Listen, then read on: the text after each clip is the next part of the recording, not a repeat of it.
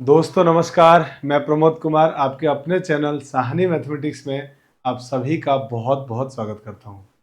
साथियों, जैसा कि आप लोग मुझसे बार बार रिक्वेस्ट कर रहे थे, बार बार मैसेज कर रहे थे, कमेंट कर रहे थे, कॉल कर रहे थे कि सर चतुर्थ श्रेणी कर्मचारी की भर्ती की मैथ्स के जो टॉपिक हैं वो आप जल्दी से जल्दी मैराथन के थ्रू या टॉपिक वाइज जैसा भी हो, एग्ज़ाम बहुत नज़दीक है, आप कराइए। तो मैं वो लेकर आया हूँ और आज की जो साथियों हमारी क्लास है वो है आंकड़ों का चित्रों द्वारा निरूपण और उस पर आधारित कैसे क्वेश्चंस आते हैं। आज की क्लास में हम लोग ये डिस्कस करने वाले हैं।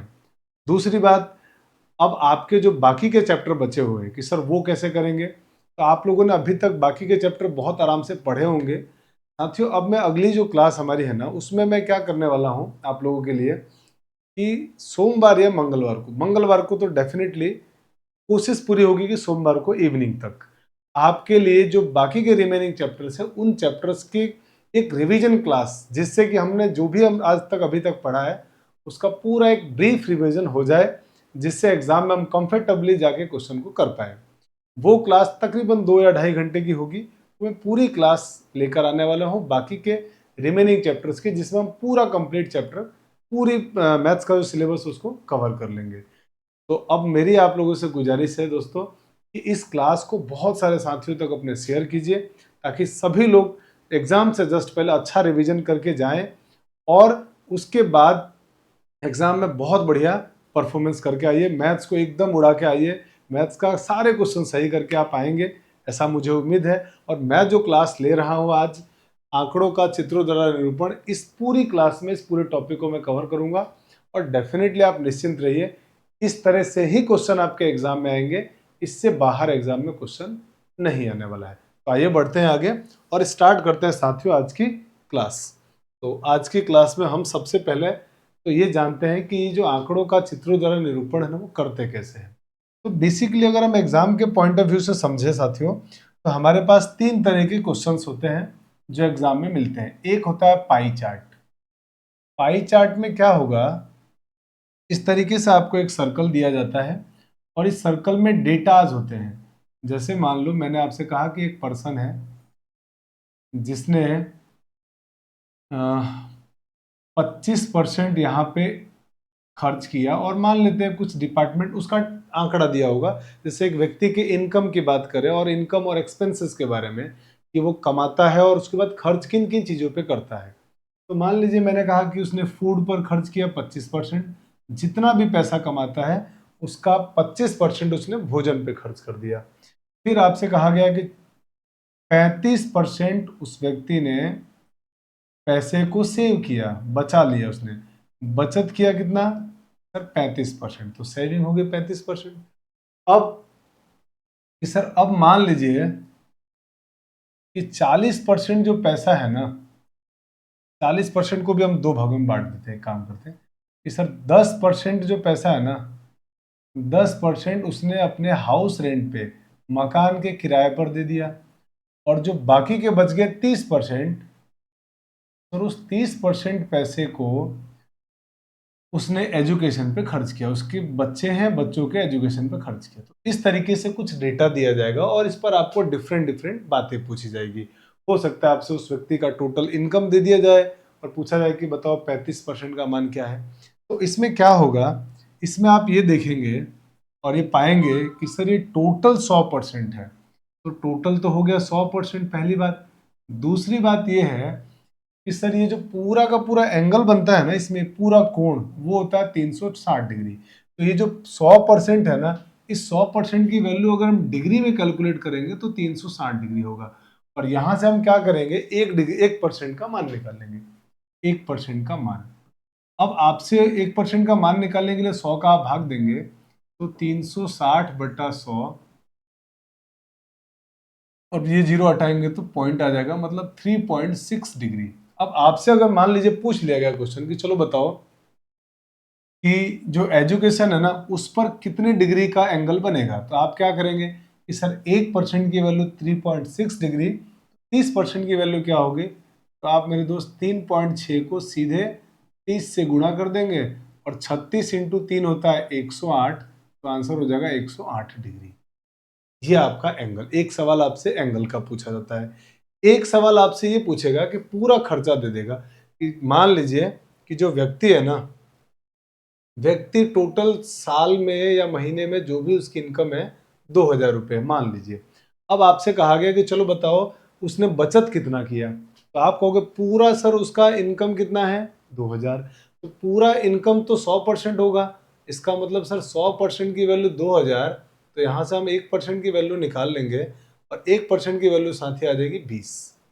1% की वैल्यू 20 है और आपसे पूछा जा रहा है सेविंग पर कितना, सेविंग कितना करेगा वो, तो 35% की वैल्यू क्या होगी, तो आप कहेंगे सर 20 इंटू 35, और 20 इंटू 35 हो जाएगा 700, यानी कि वो 700 रुपये बचत करेगा। 2000 रुपये कमाता है, 700 रुपये बचा लेता है। तो इस तरीके की बातें करता है। एक सवाल तो ऐसा आता है, और इस तरीके के जो सवाल आते हैं उनको बोलते हैं साथियों पाई चार्ट। Pie chart. अभी हम आगे इस तरह के क्वेश्चंस करेंगे। एक आता है bar graph. Bar graph, bar graph में क्या होगा, बार ग्राफ में यही जो डेटा है ना, इन्हीं डेटा को ग्राफिकली बार में वो लिखेगा।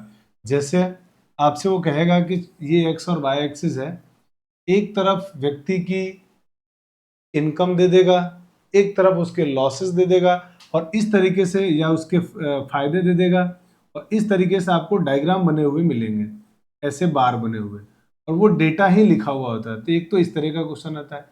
एक तरह का क्वेश्चन आता है लाइन ग्राफ का। लाइन ग्राफ, उसमें क्या होगा, उसमें भी डेटा होंगे, उसको लाइन से कनेक्ट करेगा।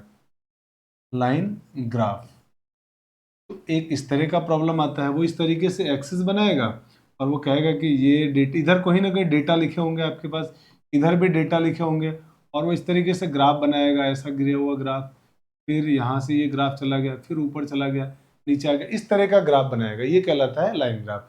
इसमें हम इस ग्राफ को पढ़ते हैं और पढ़ने के बाद जो भी क्वेश्चन दिया जाता है ना, उसको सॉल्व करते हैं। यकीन मानिए ये जो चैप्टर है साथियों बहुत आसान चैप्टर है। अभी तक आपने जितने चैप्टर पढ़े हैं, चाहे परसेंटेज, एवरेज या अनुपात समानुपात, बस इन्हीं 3-4 चैप्टर से इसमें क्वेश्चन पूछा जाएगा, और डेटा बहुत सिंपल सिंपल होंगे। और यकीनन इस क्लास के बाद आपको आंकड़ों का चित्रों से द्वारा निरूपण, इस टॉपिक को कहीं से पढ़ने की जरूरत नहीं है अब, क्योंकि एग्जाम आपके बहुत नज़दीक है। बस इस क्लास को देख लीजिए। पीडीएफ आपको टेलीग्राम चैनल साहनी मैथमेटिक्स में मैं भेज दूंगा जल्दी से, वहां से उस पीडीएफ को आप देख लीजिए बस, और एग्जाम में जाइए। डेफिनेटली मैं पूरे विश्वास से कह रहा हूँ, इससे बाहर या इससे अलग हट के आपको क्वेश्चन नहीं मिलने वाले हैं। तो चलिए आइए स्टार्ट करते हैं क्वेश्चंस, और क्वेश्चन के दुनिया में आपको ले चलता हूँ जहां से आपको चीजें बहुत आराम से समझ में आएगी। आइए, एक सेकंड में मेरा रिमोट ले लो।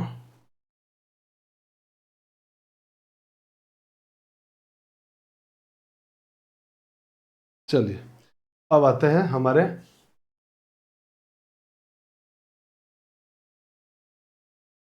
आइए पहला क्वेश्चन। बहुत ध्यान से पढ़ेंगे हम, और ध्यान से पढ़ने के बाद बेहद आराम से इन क्वेश्चंस का आंसर देने वाले हैं। तो क्वेश्चन को पहले पढ़ते हैं, क्या बोला गया है। क्वेश्चन में कहा गया है कि पाई चार्ट एक कक्षा की छात्रों की पसंद को दर्शाता है, मतलब स्टूडेंट को क्या पसंद है। चार्ट का अध्ययन कीजिए और उस पर आधारित प्रश्नों के जवाब दीजिए। तो चार्ट आपको ये दिया हुआ है पाई चार्ट। इसमें आप देख पा रहे हैं कि सर भौतिक विज्ञान 25% है, भाषा 10%, कंप्यूटर साइंस 15%, सामाजिक विज्ञान 10%, रसायन शास्त्र 20%, गणित है 20%। तो ये सारे डेटाज लिखे हुए हैं। अब इन डेटाज को आप ध्यान से देख लीजिए, और आइए क्वेश्चन की दुनिया में चलते हैं कि क्वेश्चन किस तरह से पूछ रहा है, उस तरह से हम बिहेव करेंगे। अगर डिग्री में पूछेगा तो सर 100% की वैल्यू 360 डिग्री, ये पूरे परसेंटेज आप ऐड करके देख लीजिए, आपको 100% दिख जाएंगे। अब आइए बात करते हैं पहले क्वेश्चन में, कि पहला क्वेश्चन क्या कह रहा है कि ये छात्रों की कुल संख्या 500 है। तो ऐसे छात्र जो कंप्यूटर साइंस, रसायन शास्त्र और भौतिक शास्त्र को पसंद करते हैं, कौन कौन से नाम लिए उसने, कंप्यूटर साइंस ये रहा, रसायन शास्त्र ये रहा, और भौतिक शास्त्र ये रहा। ये तीन की बात कर रहा है वो, इन तीन की बात कर रहा है। पसंद करते हैं उनका अनुपात अन्य विषय के छात्रों के साथ अनुपात कितना होगा। अब अनुपात का सवाल है तो आप तो जानते हैं कि अनुपात के लिए रियल डेटा की जरूरत नहीं होती है, परसेंटेज से ही अनुपात आराम से निकाला जा सकता है। तो क्वेश्चन को आपने ध्यान से पढ़ा और आपने ये समझा कि भौतिक विज्ञान, कंप्यूटर साइंस और रसायन शास्त्र के जो छात्रों की पसंद है उसका अनुपात बाकी के सब्जेक्ट, बाकी क्या बचा कि सर भाषा, सामाजिक विज्ञान और गणित, इनके साथ क्या अनुपात होगा। तो आप कहेंगे कि सर परसेंटेज में इनको जोड़ लीजिए। तो 25% बहुत अच्छा। एक बात अनुपात निकालते समय जरूर ध्यान रखिएगा दोस्तों, जिसका नाम पहले लिखा गया है उसको हम पहले लिखेंगे अनुपात में, और जो बाद में लिखा गया उसको बाद में। तो पहले क्या लिखा हुआ है, कंप्यूटर साइंस 15%, रसायन शास्त्र 20%, कितना हो गया 35%, 35% और 25%, आप कहेंगे सर 60%। तो मेरे दोस्त इनका कितना हो गया 60%। अनुपात लेना है आपको बाकी सब्जेक्ट के साथ। अब बाकी सब्जेक्ट क्या बच गए, भाषा 10%, सामाजिक विज्ञान 10%, हो गया 20, 20 और 20 40, 40%। अब आप इसका अनुपात निकाल दीजिए। तो अनुपात वाला चैप्टर आपने पढ़ा है और अब आप कहेंगे आराम से कि सर अब है ना अनुपात निकालना चाहते हैं ना, तो जो सेम चीजें उनको काट दो, परसेंटेज से परसेंट कर दिया, 20 से काट दिया सर इसको 3 बार, 20 से इसको काट दिया 2 बार, अनुपात हो गया 3:2। तो 3:2 हमारे दोस्त का आंसर आ गया। तो बहुत आराम से क्वेश्चन बन गया, बहुत आसान है। चलिए बढ़ते हैं दोस्तों आगे अगले क्वेश्चन में। इसी पर आधारित अगला क्वेश्चन, 3 क्वेश्चन एक साथ करेंगे हम इसी डेटा पे आधारित। अब आपसे इसमें क्या पूछा गया है, कहा यह गया जा रहा है कि यदि कक्षा में कुल 80 छात्र हैं, टोटल छात्र कितने हैं 80, तो तुरंत आपको ये समझ जाना है कि कुल छात्र हमको डेटा में परसेंटेज में दिया है। तो इसका मतलब ये हुआ कि सर 100% का मान, का मतलब हुआ सर 100% का मान 80 है, ठीक है। तो कह रहा उसमें से कितने छात्र कंप्यूटर साइंस को पसंद करते हैं। तो कंप्यूटर साइंस पसंद करने वाले कितने हैं 15%। तो 100% की वैल्यू 80 है, तो आपसे कहा जा रहा है 15% की वैल्यू बताओ। तो आप कहेंगे सर ये तो बहुत आसान है, 100% की वैल्यू 80, तो 1% की वैल्यू सर 80/100, 1% की वैल्यू 80/100, तो 15% की क्या होगी, आप कहेंगे सर 15 से गुणा कर देंगे। बेहद सिंपल क्वेश्चन है, एकदम इसी तरह के क्वेश्चन आएंगे सर। 20 से काट दो, 20 चौक 80, 20 पंजे 100, 5 से काट दिया, 5 दिया 15, और 4 इंटू 3 सर 12। तो आंसर कितना हो गया सर 12 आ गया। ऑप्शन नंबर बी आपका सही आंसर है, यानी 12 बच्चे ऐसे हैं जो कंप्यूटर साइंस को पसंद कर रहे हैं। अब आते हैं आगे। अब आपसे कहा जा रहा है कि ये जो भौतिक विषय है ना से संबंधित सेक्टर का कोण कितना होगा। कोण पूछा जा रहा है आपसे कि फिजिक्स मिलके कितना कोण बनाएगा। तो अब कोण के बारे में बात कर रहा है तो हम कोण के बारे में सोच लेते हैं। हमको डेटा किस में दिया है कि सर डेटा दिया है परसेंटेज में, और पूरा कोण कितना होता है 360 डिग्री। तो यहाँ से यहाँ तक का पूरा कोण हो गया 360, और परसेंटेज में डेटा कितना हुआ सर 100%। तो मेरे दोस्त 100% की वैल्यू कितनी होगी, तो आप कहेंगे सर 360 डिग्री। तो 1% की वैल्यू क्या आएगी, आप कहेंगे सर 100 का भाग लगा देंगे। तो 100 का भाग लेंगे तो 360/100, काट दो इसको, तो आपको दिख रहा होगा कि सर ये 0 से 0 कट गया, ये 10 यहाँ लगाएंगे तो ये बन जाएगा 3.6 डिग्री। माने 1% की वैल्यू कितनी, 3.6 डिग्री। आपसे पूछा जा रहा है क्या कि भौतिक विषय का संबंधित कोण कितना होगा। तो भौतिक विषय कितना कोण बना रहा है, आप कहेंगे सर 25%। 25% इसकी वैल्यू है, या 25% छात्र इसको पसंद करते हैं। 1% की वैल्यू 3.6, तो 25% की वैल्यू क्या होगी, तो आप कहेंगे सर 25 को 3.6 से गुणा कर देंगे। अब इसको गुणा कर दीजिए, तो आराम से 25 से गुणा करते हैं और एक संख्या के बाद पॉइंट है, तो जो आंसर आएगा उसमें एक संख्या के बाद पॉइंट लगा देंगे। तो 25 इंटू 6 सर 150, तो जीरो हासिल कितना बचा 15, 25 इंटू 3 75, 75 और 15 सर 90। तो ये हो गया मेरे दोस्त 90। और अब यहाँ से कि सर यहाँ एक संख्या के बाद पॉइंट लगा दीजिए, तो आंसर कितना आ गया 90। तो कोण कितना बनेगा 90 डिग्री का। बहुत आसान है ना जी सर, बेहद सिंपल है। आइए बढ़ते हैं अगले क्वेश्चन में। अगला क्वेश्चन है 4 से 6। इसमें भी साथियों हम लोग करने वाले हैं क्वेश्चन, वो है एक साथ में 3 क्वेश्चन, 4, 5 और 6। निम्नलिखित पाई चार्ट में एक खेत के फलों के पेड़ों का विवरण दर्शाया गया है। चार्ट पर विचार कर उस सवालों के जवाब दीजिए। पेड़ों के फल दे रखे हैं, फल का एक विवरण दिया हुआ है। जिसमें कहा जा रहा है कि आम 15%, 35% है, केला 15%, जामुन 10%, चीकू 20%, संतरा 20%। तो कह रहा है केले का कोण बताओ। तो आप कहेंगे ना सर पूरा 100% की वैल्यू, तुरंत समझ गए कि सर 100% की वैल्यू होगी 360। तो सर 1% की वैल्यू कितनी हो जाएगी 360 डिग्री। तो 1% की वैल्यू डिग्री में अभी हमने निकाला था सर, 100 से भाग देंगे तो 3.6 डिग्री। अब आपसे कहा जा रहा है कि केले का बताओ। तो केला कितना है सर 15 है। तो मेरे दोस्त केले का कितना हो जाएगा कोण, केला का कोण हो जाएगा आपके पास कि सर 3.6 डिग्री को 15 से गुणा कर दो। तो 15 से गुणा करते हैं और एक संख्या के बाद पॉइंट लगा देंगे। तो 15 इंटू 6 90, जीरो हासिल 9, 15 तिया 45 और 9 54, और एक संख्या के बाद पॉइंट लगाया क्योंकि इधर पॉइंट था। तो आंसर कितना हो गया सर 54 डिग्री हो गया। तो मेरे दोस्त आंसर कितना हो गया इस क्वेश्चन का, ऑप्शन नंबर बी 54 डिग्री। आइए बात करते हैं पांचवें क्वेश्चन में। तो सेम प्रॉब्लम में आपको पांचवा क्वेश्चन भी दिया हुआ है। यदि कुल 960 पेड़ हैं, कुल पेड़ 960 है, तो उसमें आम के कितने पेड़ होंगे ये आपसे पूछा गया है। तो कुल पेड़ परसेंटेज में कितने हैं सर 100। तो इसका मतलब मेरे भाई 100% की वैल्यू कितनी हो जाएगी, तो आप कहेंगे सर 960। अब आपसे कहा जा रहा है कि आम, तो आम के कितने पेड़ हैं सर 35%। तो 100% की वैल्यू 960।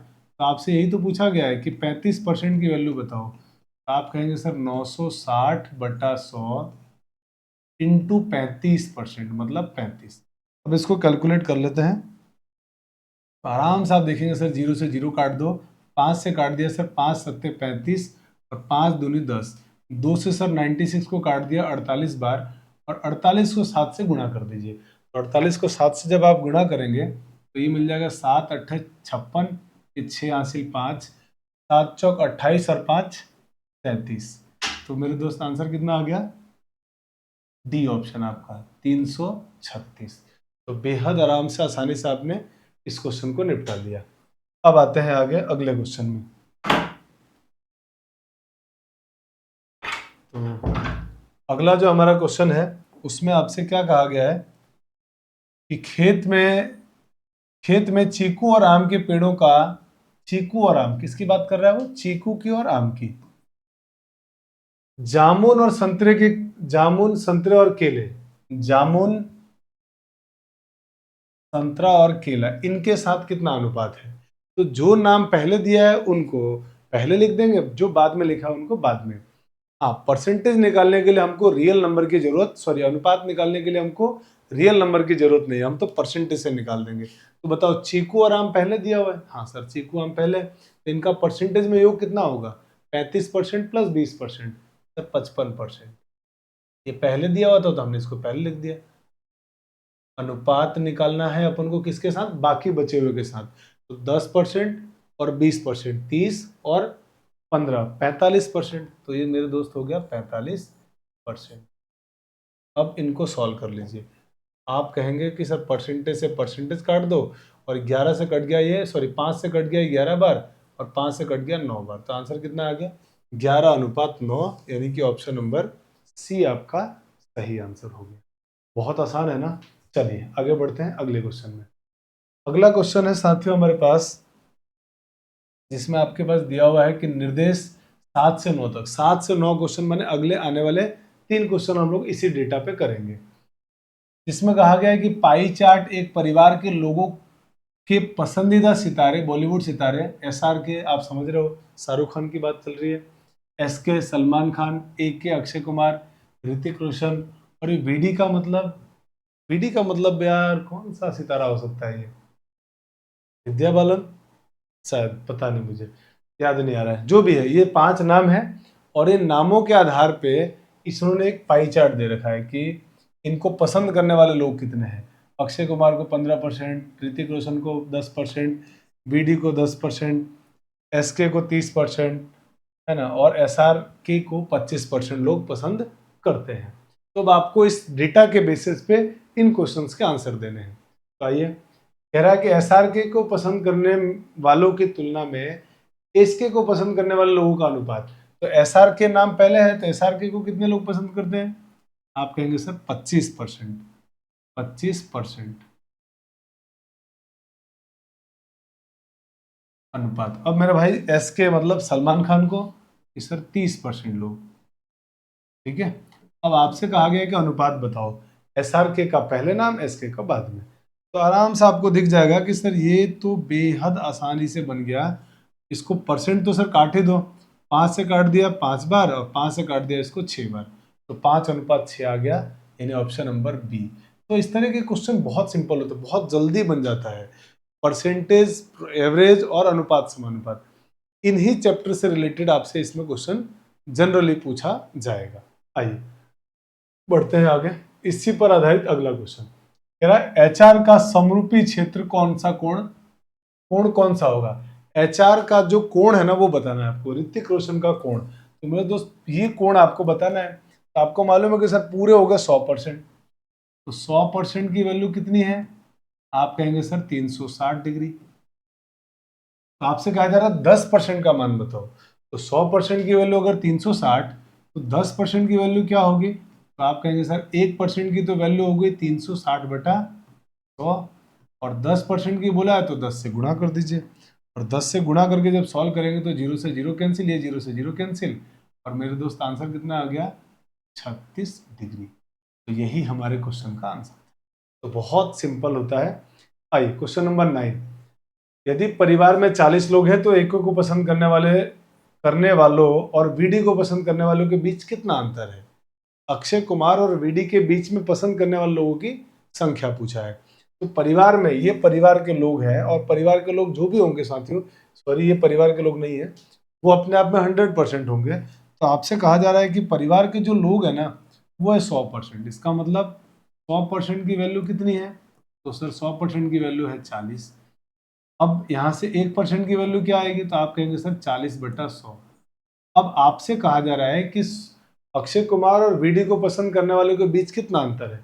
तो अक्षय कुमार को पसंद करने वाले लोग कितने हैं, 15, और वीडी को पसंद करने वाले 10। तो परसेंटेज में कितना अंतर है, आप कहेंगे सर 5% का। तो मेरे भाई 1% का मान अगर ये है तो क्या आप 5% का मान बता दोगे। आप कहोगे जी बिल्कुल सिंपल है, तो हमने क्या किया, इसको 5 से गुणा कर दिया।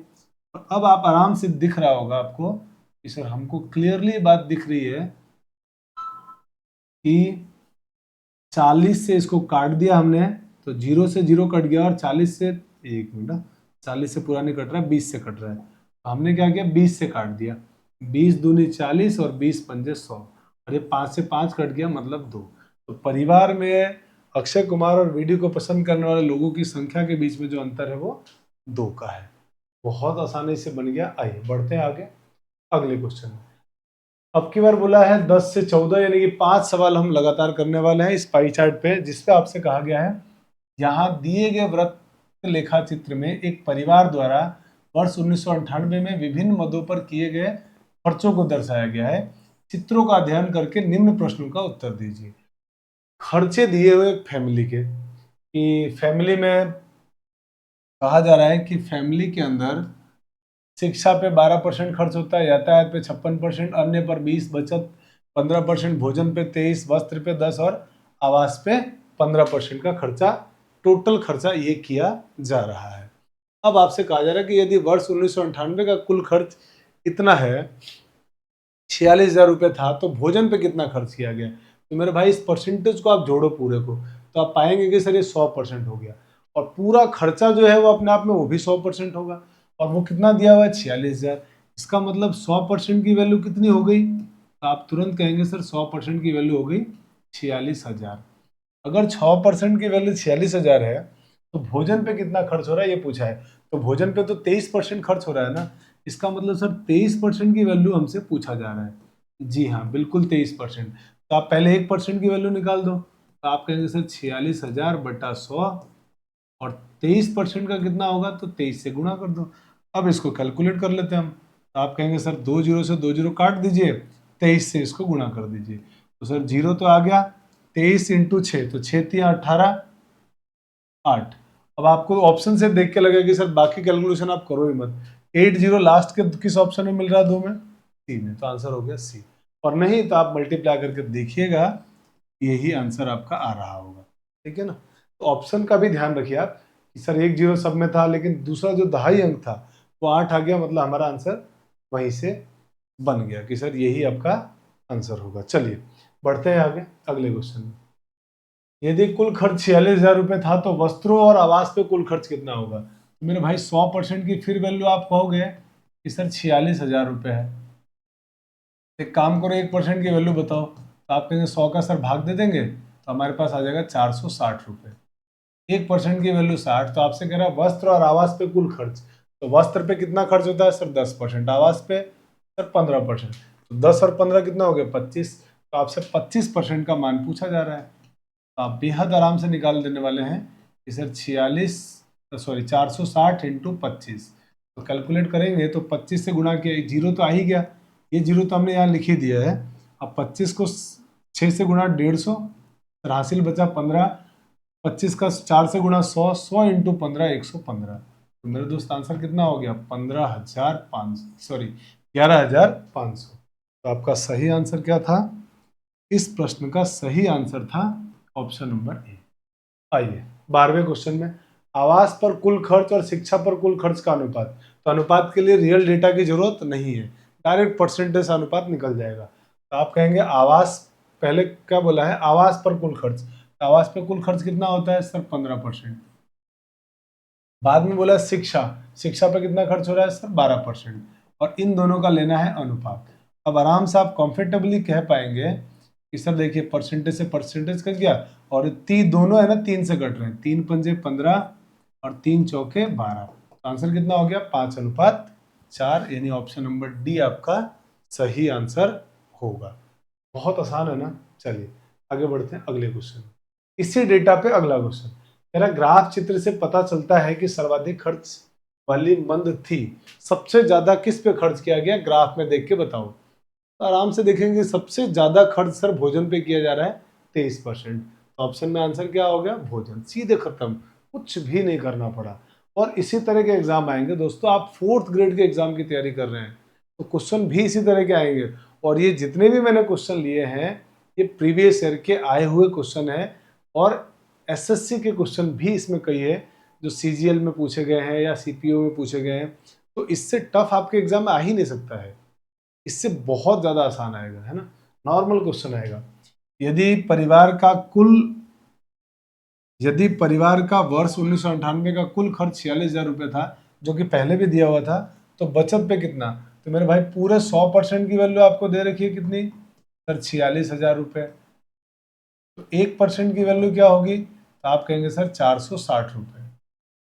अब आपसे ये कहा जा रहा है कि परिवार की बचत कितने रुपए थी, तो बचत कितना था भाई? 15%। तो मेरे भाई 15 से गुणा कर दो, तो बचत कितना होगा? 15%। तो 1% की वैल्यू कितनी है? 460। तो 15% की वैल्यू सर 15 से गुणा, तो सर ये जीरो आ गया। 15 इंटू 6 90, 90 का कितना होगा? जीरो। हासिल 9, 15 इंटू 4 60, 60 इंटू 9 69। तो मेरे भाई आंसर कितना आ गया? 6,900। हमारा आंसर हो गया ऑप्शन नंबर सी। बेहद सिंपल है। चलिए बढ़ते हैं अगले क्वेश्चन में। आइए अगला क्वेश्चन है 15 से 17 तक लगातार हमको 3 क्वेश्चन करने हैं। अब की बार डेटा में परसेंटेज की बजाय डिग्री दे रखा है, एंगल दिया हुआ है आपको कि ये एंगल है 100 डिग्री, ये आपके पास 45 डिग्री है, ये 30 डिग्री है, ये 20 डिग्री और ये 160 डिग्री है।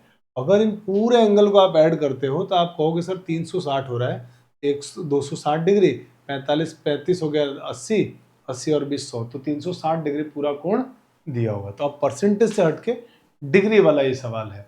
आप आराम से इस डेटा को पढ़िए और सीधे क्वेश्चन में आइए। आप कहेंगे यदि फुटबॉल पर 9,000 रुपये का व्यय किया गया, खर्च किया गया, तो हॉकी पर फुटबॉल से कितनी अधिक धनराशि खर्च की गई? हॉकी पर। तो मुझे बताओ फुटबॉल का खर्च दिया हुआ है ना, तो मेरे दोस्त फुटबॉल पे डिग्री में कितना दिया है? 45। तो इसका मतलब 45 डिग्री का मान 9,000 होगा। जी सर बिल्कुल बात समझ में आ गई कि 45 डिग्री का मान इसका मतलब 9,000 है। अगर 45 डिग्री का मेरे भाई 9,000 अगर रुपए खर्च है, यानी मान 9,000 रुपये है, तो 1 डिग्री का मान क्या होगा? आप कहेंगे सर 45 से भाग दे देंगे, कितना आएगा? 200 रुपये। 1 डिग्री का मान 200 रुपये। अब आपसे कहा गया है कि हॉकी पर फुटबॉल से कितना अधिक खर्च किया गया? हॉकी पर फुटबॉल से कितना अधिक? तो हॉकी पर फुटबॉल से, ये फुटबॉल पे 45 डिग्री और हॉकी पे 100 डिग्री। तो कितना अधिक खर्च किया गया? तो आराम से 100 डिग्री में से 45 डिग्री घटा दो, कितना आएगा? 55 डिग्री। तो 1 डिग्री का मान अगर 200 है तो आपसे पूछा जा रहा है कि 55 डिग्री का मान क्या होगा। तो आप कहेंगे सर 55 इंटू 200, और 55 इंटू 200 करोगे तो ये 2 जीरो आ गया। 55 इंटू 2 होता है 110, यानी कि 11,000 रुपये। मेरे भाई इस क्वेश्चन का आंसर होगा ऑप्शन नंबर ए, 11,000 रुपये। बेहद सिंपल। आइए बढ़ते आगे। अगला क्वेश्चन, यदि फुटबॉल पे 9,000, ये डॉट नहीं है, 9,000 लिखा हुआ पूरा, कॉमा रहा होगा, ठीक है, 9,000 रुपये व्यय किए गए, तो क्रिकेट पर कितनी धनराशि व्यय की गई? तो फुटबॉल पे 9,000, तो मेरे भाई आप कहोगे ना कि सर इधर जो डेटा दिया हुआ है ना वो डिग्री में दिया हुआ है, और टोटल है 360, तो 360 डिग्री की, सॉरी, फुटबॉल पे दिया हुआ है ना, तो फुटबॉल का एंगल लिख दो 45 डिग्री। अभी आपने वैसे निकाला भी था कि 45 डिग्री का मान हो गया 9,000 रुपये, तो 1 डिग्री का मान सर 200 रुपये आया था। अब आपसे कहा जा रहा है कि क्रिकेट पर कितना खर्च किया गया, तो क्रिकेट पर तो 160, तो 160 डिग्री का मान आपसे पूछा जा रहा है। तो 1 डिग्री की 200, तो 160 डिग्री की सर 200 इंटू 160, तो 3 जीरो तो लिख ही दो पहले, और 16 इंटू 2 सर 32, तो 32,000 रुपये आपका आंसर आ गया, यानी कि ऑप्शन नंबर बी। चलिए अब बात करते हैं इस पे 17वें में। तो इसमें भी क्या लिखा है कि सर फुटबॉल पर 9,000 रुपये, इसका मतलब 1 डिग्री का मान आपको दे दिया इसने 200 रुपये। जी सर ठीक है। सभी खेलों पर मिलाकर कितना धनराशि खर्च किया गया? अब सारे खेल पे कितना खर्च किया गया है ये आपसे पूछा गया है। तो मेरे भाई 1 डिग्री का मान 200 है, तो सारे खेलों पे कितने डिग्री खर्च किया गया है? 360 डिग्री। आपसे प्रश्न में 360 डिग्री का मान पूछा गया है, तो क्या करेंगे आप कि सर 360 को 200 से गुणा कर देंगे। अब कि आंसर हो गया, आंसर क्या आ गया इसका? 3 जीरो तो आ ही गया, और 36 इंटू 2 72, तो आंसर हो गया 72,000 रुपये, यानी कि ऑप्शन नंबर आपका डी सही आंसर है। तो आई होप कि साथियों आप लोगों ने इस क्लास में पाई चार्ट तक, तो अभी तक कि सर पाई चार्ट में तो कोई तकलीफ नहीं है, पाई चार्ट के क्वेश्चन तो सर हम आराम से बना लेंगे। अब जरा हम कुछ बार ग्राफ डायग्राम के क्वेश्चन की तरफ बढ़ते हैं, उनको सीखते हैं। आइए, अब हमारे पास एक डेटा दिया हुआ है जिसमें कहा गया है कि प्रश्न 1 से लेकर 5 तक नीचे दिए गए दंड आलेख वर्ष 1993 में एक परिवार की आय का विभिन्न मंदों पर व्यय और बचत को दर्शाता है। खर्च और उसकी सेविंग को दर्शाता है। आलेख को ध्यानपूर्वक अवलोकन कीजिए तथा दिए गए प्रश्न का उत्तर दीजिए, और इसको पढ़ने के बाद आपको आंसर देना है। अब देखिए, इधर तो आपको बता रखा है इसने कि भोजन पर, बचत, कपड़ा, मकान, शिक्षा, परिवार, वही उसी तरह का क्वेश्चन है। वो जो सर्कल में दिया हुआ था उसको उसने डायग्राम्स में ऐसे बना के बता दिया है, जिसमें इधर उसने खर्च दे रखा परसेंटेज में 10%, 20%, 15%, यानी ये जो डेटा लिखा हुआ खर्च है उसका परसेंटेज में। तो आप देख पा रहे हैं कि सर वही सर्कल वाला जो बात था ना, वो उसने इस तरीके से डेटा में लिख दिया, बस और कुछ भी नहीं है। बाकी सब सेम क्वेश्चन को सॉल्व करने का तरीका है कि सर डेटा को पढ़िए, क्वेश्चन को सॉल्व कीजिए। तो आइए पहला क्वेश्चन आपके सामने कहा गया कि भोजन पर व्यय की गई आय का कितना परसेंट है, यानी भोजन पे कितना परसेंट आप खर्च कर रहे हैं।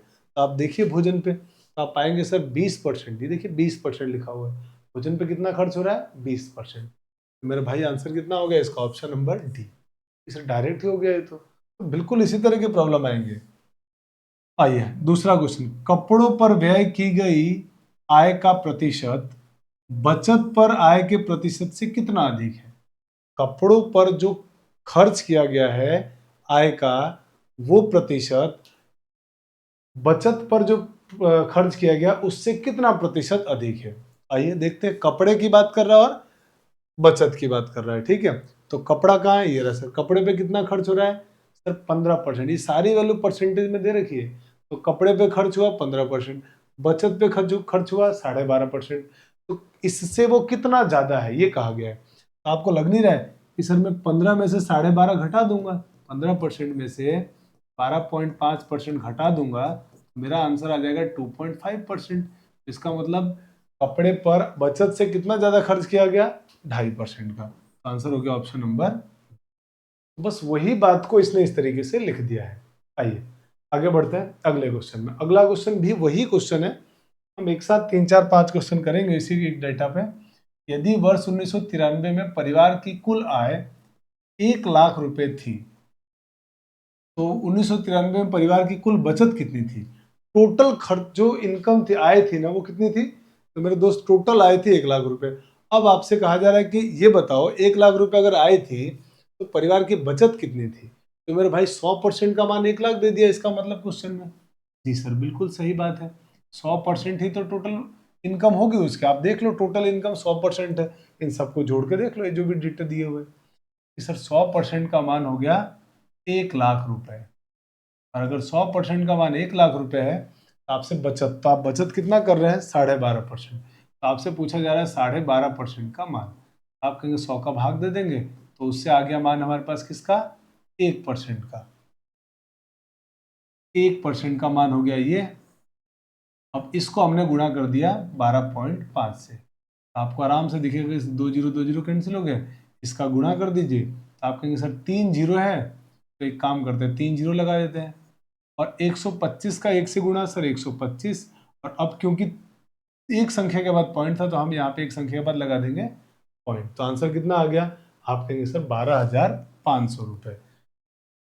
तो इसने बचत पे कितना व्यय किया? बचत कितना किया उसने? 1 लाख रुपए कमाता था तो बचत कितना हुआ? 12,500 रुपए का।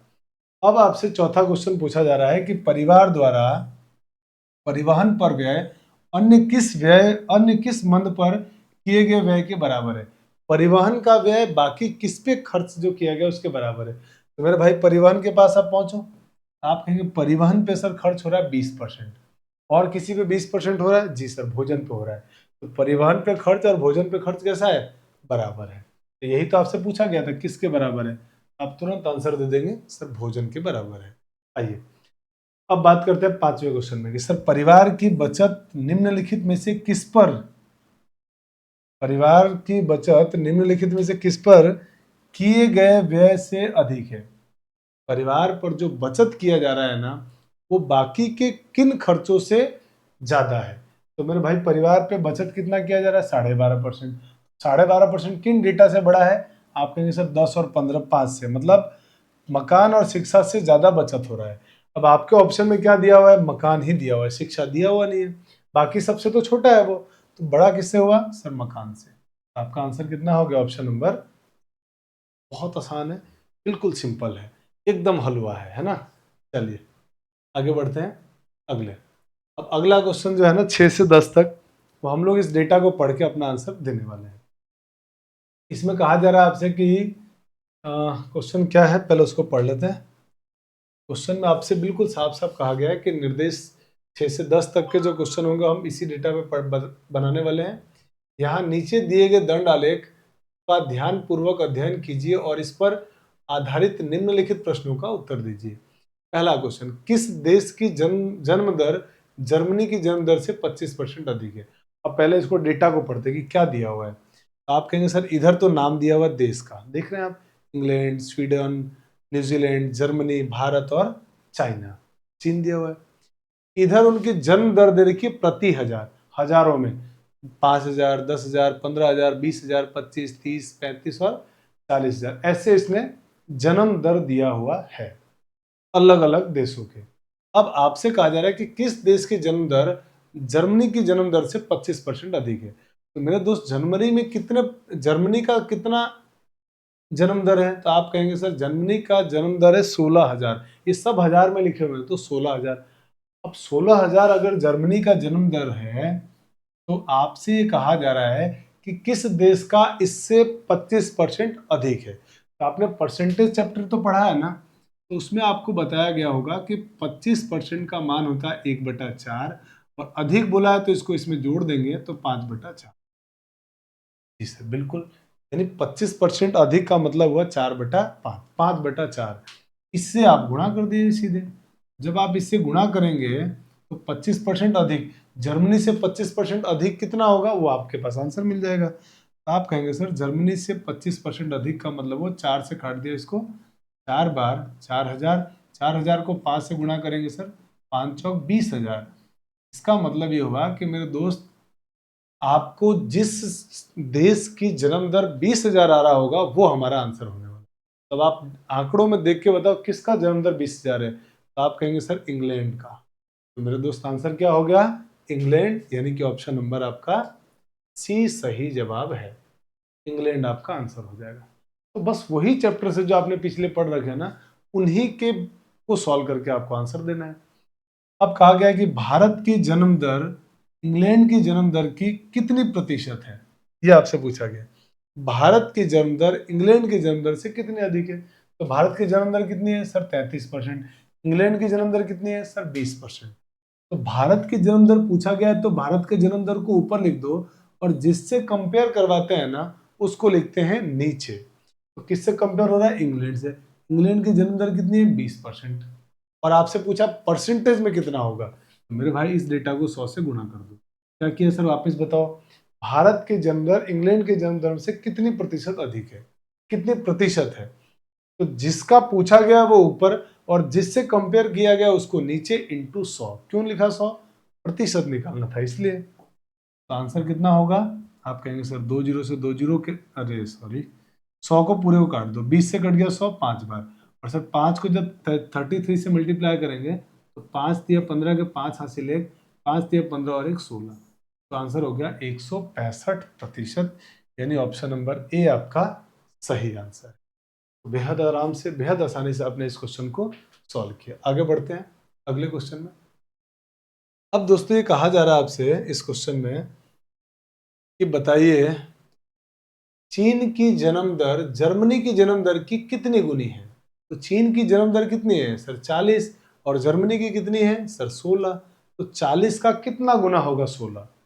40 सॉरी 16 का कितना गुना 40 होगा, ये आपसे प्रश्न पूछा गया है। तो कैसे निकालेंगे सर? अरे बिल्कुल सिंपल है भाई, 40 16 का कितना गुना है, तो 40 से भाग दे दो 100, 40 में 16 से भाग दे दो।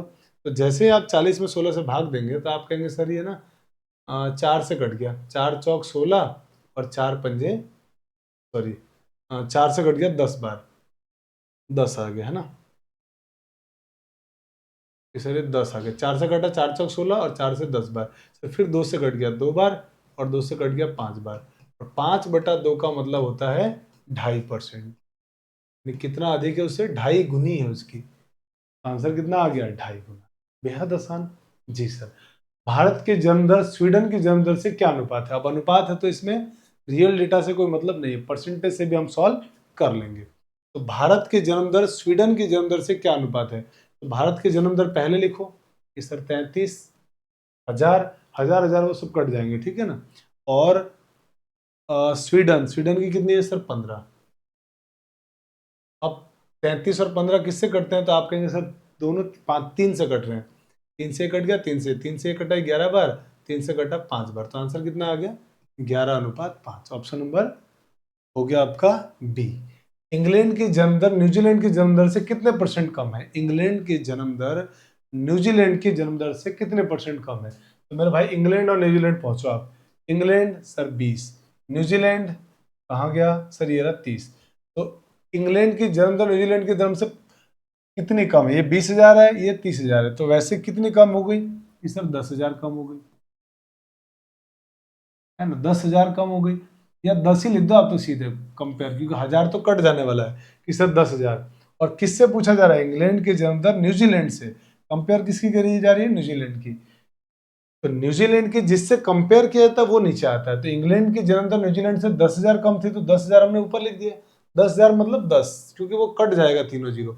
और न्यूजीलैंड से, तो न्यूजीलैंड की जनसंख्या कितनी है सर, 30,000, तो 30 से मैंने भाग दे दिया। तो आप समझ रहे हो ना, वो हजार हजार वाली टर्म कट गई, इंटू परसेंटेज पूछा है तो 100, ठीक है।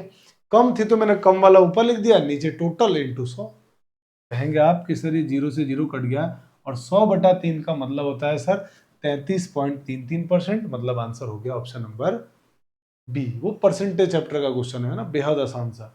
आइए अब दोस्तों एक हम बार ग्राफ के बाद लाइन ग्राफ का एक क्वेश्चन करते हैं कि इन तरह के क्वेश्चंस को हम किस प्रकार से सॉल्व करने वाले हैं। तो आइए एक लाइन ग्राफ का भी सवाल करते हैं ताकि चैप्टर आपका पूरा फिनिश हो जाए। बस यही क्वेश्चन उसी डेटा के क्वेश्चंस हैं जिनको वो लाइन वाइज शो कर रहा है, तो लाइन वाइज देख लेंगे कहाँ तकलीफ है। आपको कहा गया कि ये निर्देश को पढ़िए और इन क्वेश्चंस को सॉल्व कीजिए। तो क्वेश्चन को जब आप ध्यान से पढ़ेंगे तो कहा गया है विगत वर्षों में कंपनी द्वारा कमाया गया औसत लाभ बताओ, और ये लाभ सब करोड़ों में दिया हुआ है। ये रहा लाभ, ये रहा वर्ष। इस वर्ष में जो लाभ कमाया गया ना उसका औसत पूछा है इसने। तो औसत कैसे निकालते हैं? सर राशियों का योग बटा संख्या, सबको जोड़ के संख्या से भाग। तो मेरे भाई 2001 में कितना कमाया है इसने? सर 40 करोड़। 2002 में सर 50 और 60 के बीच 55। 2003 में कि सर 2003 में कमाया है 50, आराम से देखते जाइए। सर 2004 में कमाया 70, देखिए सामने 70 लिखा हुआ है। 2005 में सर उसने कमाया 30, और 2006 में कितना कमाया है सर यहाँ पे, सर ये डेटा। तो 80 और 70 के बीच में 75, इनको जोड़ के संख्या से भाग। तो मैंने क्या किया, औसत निकाल दिया इनका एवरेज। तो एवरेज हो गया कि सर पहला डेटा 40 करोड़ का, तो 40 करोड़ बाद में लगा देंगे। 2002 में कितना है सर 55, 40 प्लस 55 प्लस 2003 में सर 50 प्लस 2004 में 70, 2005 में 30, 2006 में 75, 75। और अब इनको जोड़ के इनकी संख्या से भाग। तो संख्या कितनी है सर? 1 2 3 4 5 6, 6 से भाग करो इनको ऐड। अब तो आप कहेंगे सर 0 प्लस 5 5, 5 प्लस 5 10, तो 0 हासिल 1, 4 और 1 5, 5 और 5 10, और 5 15, और 7 22, और 3 25, और 7 29। तो 290 बटा 6, 6 से काट दो। तो आप कहेंगे सर 6 से कटने वाला नहीं है, ये कट रहा है क्या 6 से? हाँ 10, 0 हासिल 1, 7 और 1 8, 8 और 3 11, 11 और 7 11, और 7 18, और 5 23, और 5 23, और 5 28, और 4 28, और 4 32। कैलकुलेशन मिस्टेक है क्या? ऐड करें एक बार, इनको वापस चेक कर लेते हैं कैलकुलेशन। जैसे 5 और ये 5 10, 0 हासिल 1, 7 और 1 8, 8 और 3 11, 11 और 7 18, 18 और 5 23, 23 और 5 28, और 4 32, 28 और 4 32। तो कैलकुलेशन मिस्टेक हो रहा है, यहाँ पे 32 आ रहा है। 32 आने का मतलब ये हुआ कि 320 बटा 6।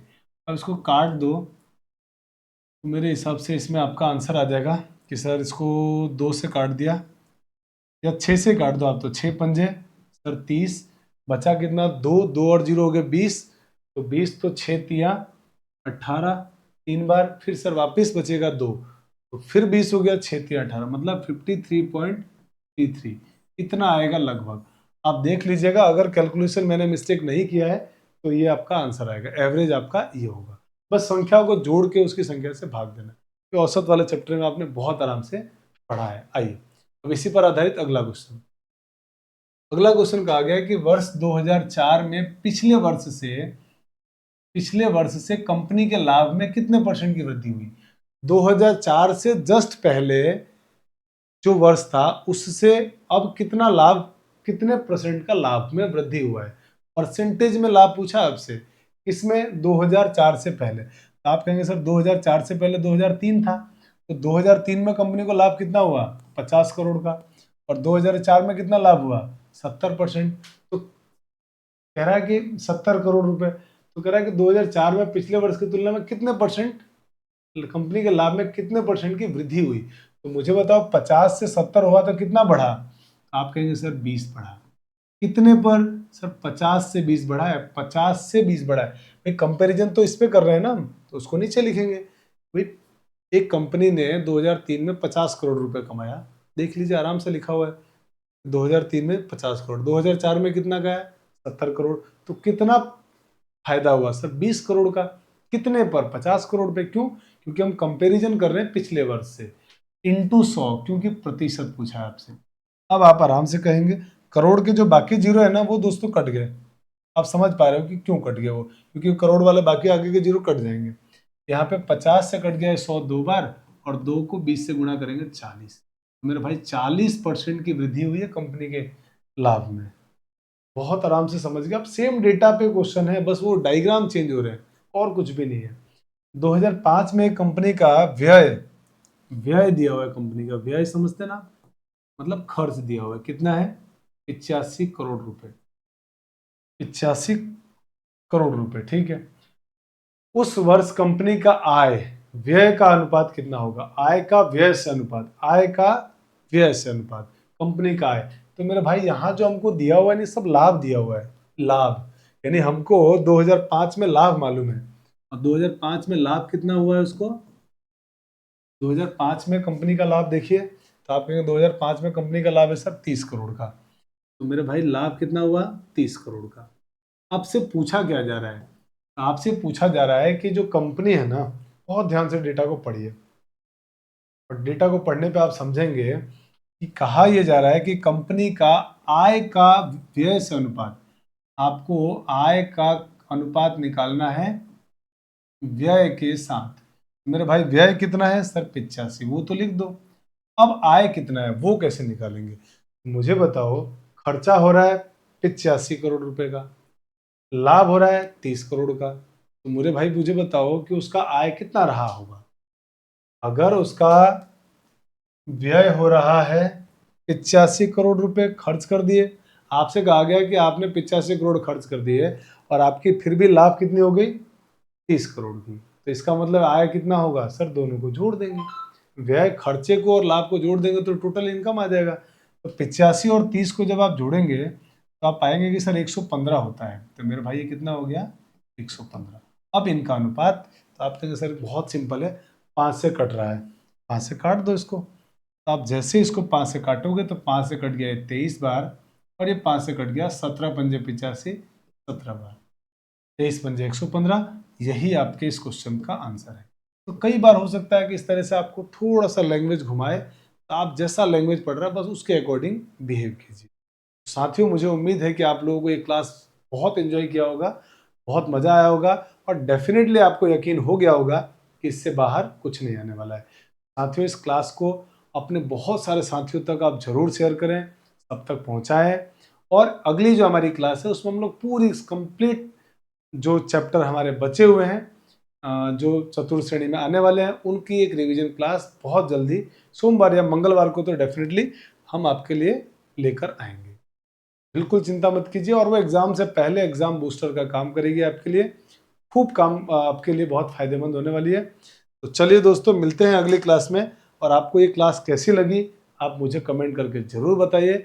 मिलते हैं नेक्स्ट क्लास में, मुझे दीजिए इजाज़त। जय हिंद, जय भारत।